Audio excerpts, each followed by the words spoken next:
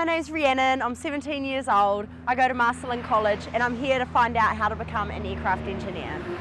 Aircraft engineering involves the maintenance and servicing of all parts of an aircraft. Rhiannon is going to be spending a couple of days here at Air New Zealand Engineering Services. Naturally, you can imagine we can't stop on a cloud, get out and fix something or change something. We don't fly with a toolkit, so it has to be right first time and every time. You must be Rhiannon. You must be Calvin. Welcome. Nice to meet you. Nice to meet you. Let's go. Okay, Rhiannon, we need to get some overalls for you today, so head into there, put some overalls on, and we'll see you in a minute. Alrighty. The engineering crew is awaiting a 747 that has just touched down. It needs a full service plus the swapping of 2 engines as part of routine servicing. To maintain the flight schedule, it can only spend 34 hours in the hangar, but in that time it'll receive 800 work hours of servicing. My biggest buzz in this industry is actually achieving repairs under time constraints, making sure that aeroplane gets out of the hangar on time so that the flying public can get to their holidays. Also the challenges of doing some of the work. Some of it's quite technical and you have to really think about what you're doing, you have to understand your product very well, and I find that quite a challenge at times, and I enjoy that challenge. Rhiannon, this is a RB211 G-series engine. Yeah. This is the engine that powers our 747 that you see, that you're going to do involved on the engine change today. Basically, you can imagine it like a big vacuum cleaner. Yeah. Sucks in air through the front here.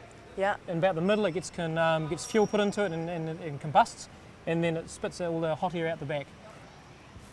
Now this is the back end of the engine. This is the hot section, or the hot end, and that's the turbine that you see in there, and that gets extremely hot. All the wavy bits that you see is a mixer, and it mixes the hot air from the engine with cold air from the outside. And what does that do? It makes it quiet. Oh, so we don't keep people awake at night. The engine has been unbolted and is ready to be lowered, and Rhiannon's going to lend a hand. Oh, Just run it down and force. go to the half then, and then another half. Okay, hold it there. It weighs about 5 tonnes and is worth $5 million, but no pressure, Rhiannon.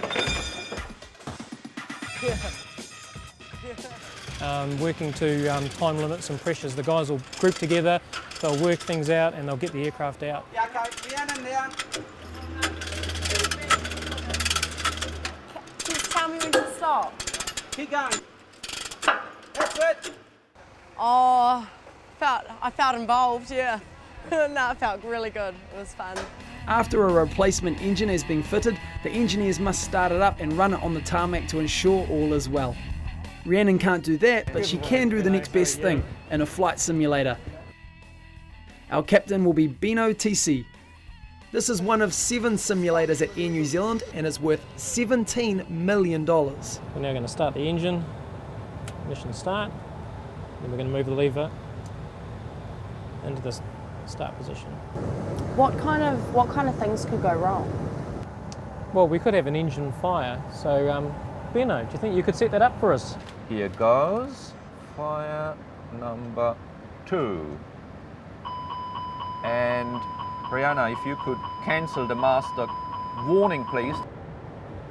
And then I take this off. Release the fire push button and fire 1 bottle into it. Yes, number 1. That's fine. Excellent.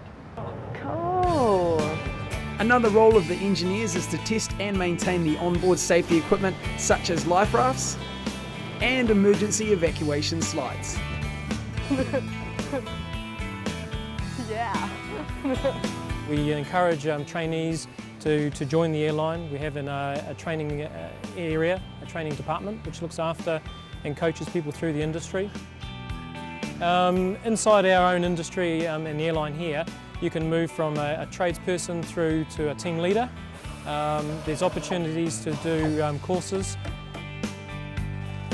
You can take those skills and also export them overseas. There are a number of airlines around the world and maintenance organisations which will rely on qualified staff.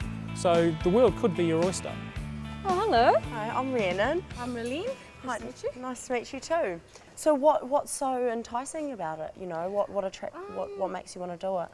It's different, you know. It's because I wasn't a very mechanically minded person, and I thought, getting out there and working on, engines and all this stuff, it probably helped me a bit. Yeah. So it's something really new. What girls don't normally do this sort of thing. Yeah, so yeah. I thought, just go out there and learn something about what boys do out there. So Yeah. So what's it like working in an industry that's predominantly male? it's fine. There's, it's. I don't find anything wrong with it, or there's nothing hard about it. Yeah. You just work like you're working at any other workplace. Yeah. You go there, you learn, you apply what you learn, and you learn. You're good at it at the end of the day. So you're learning something new every day when you come in here. Yeah. Aircrafts are a whole different. They're a whole different machine. They're different to cars or a motorbike, and it's more important to get it running right and everything like that, because lives are at risk and stuff like that. You're in the air, thousands and thousands of feet in the air, and if something goes wrong, it's back on the engineer. Well, Rhiannon showed some really good qualities that we would like to see in an aircraft engineer. She's very enthusiastic. She certainly joined the team of guys on the engine change and got involved. She wasn't afraid to get her hands dirty, so they're all good things. And she has a very inquisitive mind. She was always asking questions, which is a fantastic thing to have. So Calvin, this is where I leave you. Thank you for all your help today. Not a problem. I hope you've enjoyed yourself today, and I wish you well for your future career, whatever it might be. Thank you. To get into this career, you'll need a good standard of English, maths and science subjects. If you're a backyard tinkerer on engines, that'll help too. After completing the Level 3 certificate pre-employment, you will work towards a national certificate in Aeronautical Engineering Level 4. You have to be very conscientious, practical and methodical, and it's a great job with great pay and can take you anywhere in the world. For further information, check out 2 great news sites with loads of information about this awesome career at www.engineeringinteractive.co.nz or www.plane-training.com.